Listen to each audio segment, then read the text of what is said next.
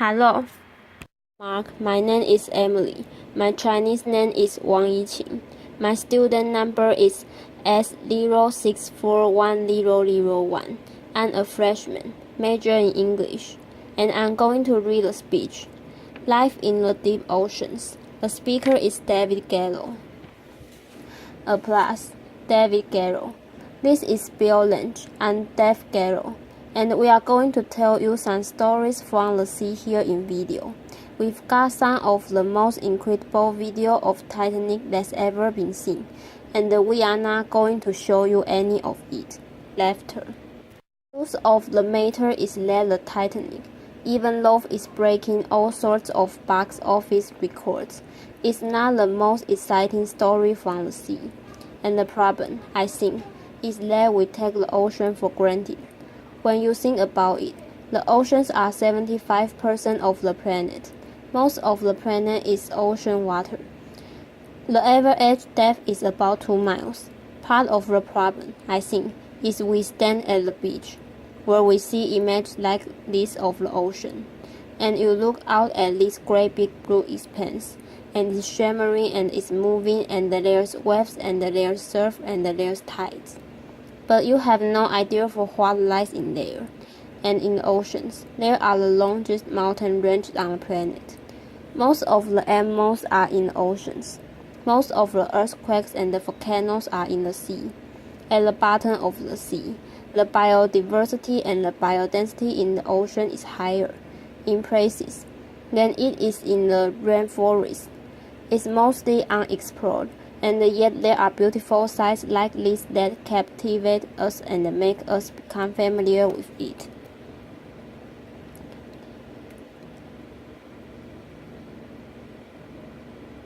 That captivate us and make us. But when you are standing at the beach, I want you to think that you are standing at the edge of a very unfamiliar world. We have to have a very special technology to get into that unfamiliar world. We use the submarine elephant and we use cameras.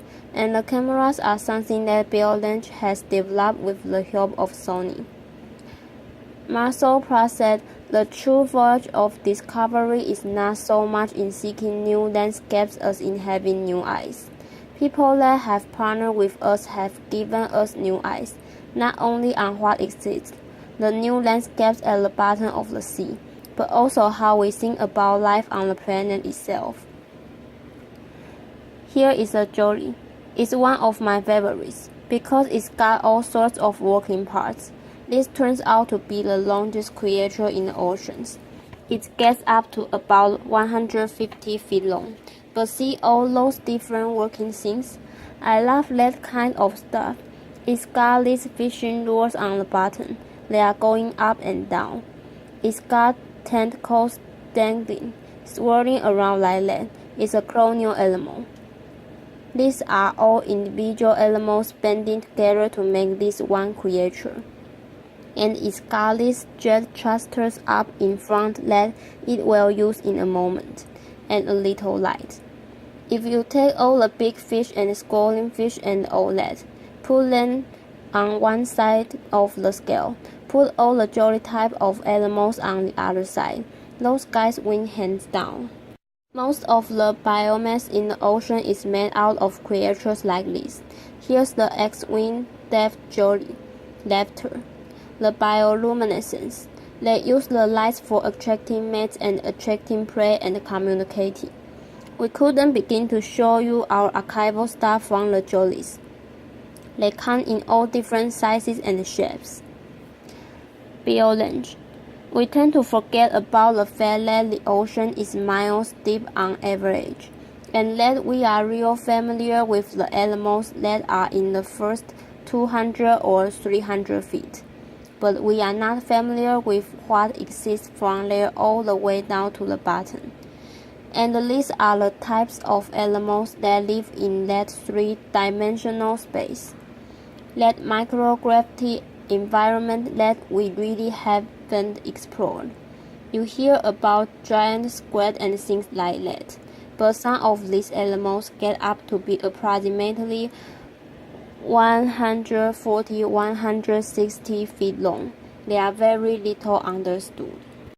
第句 This is one of them, another one of our favorites, because it's a little octopod. You can actually see through his head, and here he is, flapping with his ears and very gracefully going up. We see those at all depths and even at the greatest depths. They go from a couple of inches to a couple of feet. They come right up to the submarine. They will put their eyes right up to the window and peek inside the sub. This is really a world within a world, and we are going to show you too. In this case, we are passing down through the mid-ocean and we see creatures like this.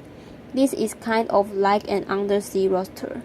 This guy, that looks incredible formal, in a way, and then one of my favorites. What a face! This is basically scientific data that you are looking at. It's footage that we've collected for scientific purposes, and that's one of the things that Bill's been doing.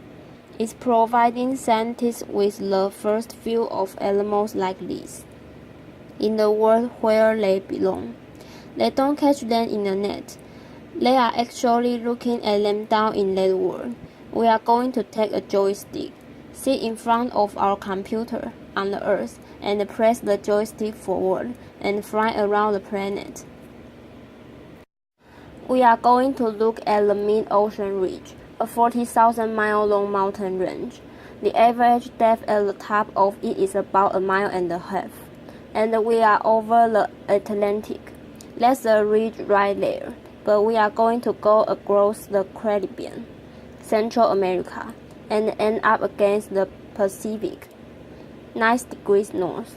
We make maps of this mountain range with sound, with sonar, and this is one of those mountain ranges. We are coming around a cliff here on the right. The height of these mountains on either side of this valley is greater than the Alps in most cases, and there's tens of thousands of those mountains out there that haven't been mapped yet. This is a volcano ridge. We are getting down farther and farther in scale, and eventually, we can come up with something like this. This is an icon of our robot, Jason, it's called, and you can sit in a room like this, with a joystick and a headset, and drive a robot like that around the bottom of the ocean in real time. One of the things we are trying to do at Woods Hole with our partners is to bring this virtual world, this unexplored region, back to the laboratory, because we see it in bits and pieces right now. We see it either as sound, or we see it as video, or we see it as photographs, or we see it as chemical sensors. But we never have yet put it all together into one interesting picture. Where Bill's cameras really do shine, this is what's called a hydrothermal vent, and what you are seeing here is a cloud of density pad. Hydrogen sulfide-rich water coming out of a volcanic axis on the seafloor. Gets up to 600-700 degrees Fahrenheit, somewhere in that range, so that's all water under the sea. 1.5 miles, 2 miles, 3 miles down, and we knew it was volcanic back in the 60s, 70s, and then we had some hint that these things exist all along this axis of it. Because if you've got volcanism, water's going to get down from the sea into cracks in the seafloor, come in contact with magma, and come shooting out hot. We weren't really aware that it would be so rich with sulfides, hydrogen sulfide. We didn't have any idea about these things, which we call chemicals. This is one of these hydrothermal vents, 600 degrees Fahrenheit water coming out of the earth. On either side of us are mountain ranges that are higher than the Alps, so the setting here is very dramatic. The white material is a type of bacteria that thrives at 180 degrees Celsius.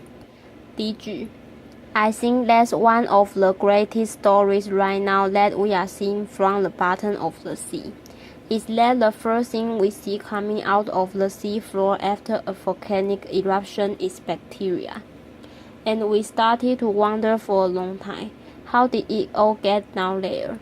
What we find out now is that it's probably coming from inside the earth. Not only it coming out of the earth, so biogenesis made from volcanic activity, but that bacteria supports these colonies of life.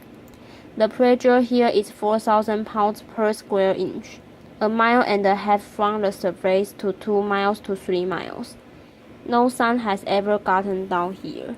All the energy to support these life forms is coming from inside the earth. So, chemosynthesis. And you can see how dense the population is. These are called tube worms. BL. These worms have no digestive system. They have no mouth, but they have two types of jaw structures. One for extracting oxygen out of the deep sea water. Another one which houses these chemosynthesis bacteria, which takes the hydrothermal fluid, that hot water that you saw coming out of the bottom, and converts that into simple sugars that the tube worm can digest. DG. You can see. Here's a crab that lives down there. He's managed to grab a tip of these worms. Now, they normally retract as soon as a crab touches them. Oh, good going. So, as soon as a crab touches them, they retract down into their shells, just like your fingernails. There's a whole story being played out here that we are just now beginning to have some idea of because of this new camera technology. BL. These worms live in a real temperature extreme. Their food is at about 200 degrees Celsius, and their head is out at 3 degrees Celsius. So it's like having your head in boiling water and your foot in freezing water. That's how they like to live. Laughter. DG. This is a female of this kind of worm, and here's a male. You watch. It doesn't take long before two guys here, this one and the one that will show up over here, start to fight. Everything you see is played out in the pitch black of the deep sea. There are never any lights there, except the lights that we bring. Here they go. On one of the last dive series, we counted 200 species in these areas. 198 were new species. BL. One of the big problems is that for the biologists working at these sites, it's rather difficult to collect these animals, and they disintegrate on the way up, so the imagery is critical for the science. DG. Two octopods at about 2 miles depth. This pressure thing really amazes me, that these animals can exist there at a depth with pressure enough to crash the Titanic like an EV Pepsi can. What we saw up till now was from the Pacific. This is from the Atlantic. Even greater depth. You can see this shrimp is harassing this poor little guy here, and he'll bat it away with his claw. Whack. Laughter. At the same things going on over here. What they are getting at is that on the back of this crab, the foodstuff here is this very strange bacteria that lives on the backs of all these animals. And what these shrimp are trying to do is actually harvest the bacteria from the backs of these animals. And the crabs don't like it at all. These long filaments that you see on the back of the crab are actually created by the product of that bacteria. So the bacteria grows hair on the crab. On the back, you see this again. The red dot is the laser light of the submarine Elvin to give us an idea about how far away we are from the fence. Those are all shrimp. You see the hot water over here, here and here coming out. They are clinging to a rock face and actually scraping bacteria off that rock face.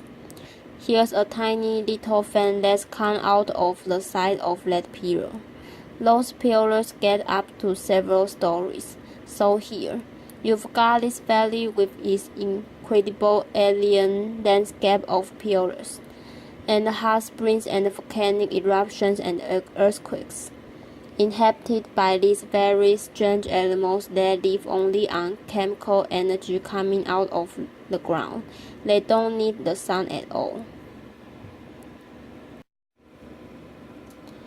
BL. You see this white V-shaped mark at the back of the shrimp? It's actually a light sensing organ. It's how they find the hydrothermal vents. The vents are emitting a black body radiation, an IR signature, and so they are able to find these vents at considerable distances. DG. All this stuff is happening along that 40,000-mile long mountain range that we are calling the ribbon of life. Because just even today, as we speak, there's life being generated there from volcanic activity. This is the first time we've ever tried this any place. We are going to try to show you high definition from the Pacific. We are moving up one of these pillars. This one several stories tall. In it, you will see that it's a habitat for a lot of different animals. There's a funny kind of hot plate here, with vent water coming out of it.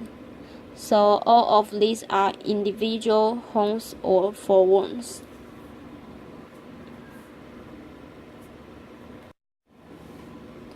Now here is a closer view of that community. Here's crabs here, worms here. There are smaller animals crawling around. Here's pagoda structures. I think this is the neatest looking thing.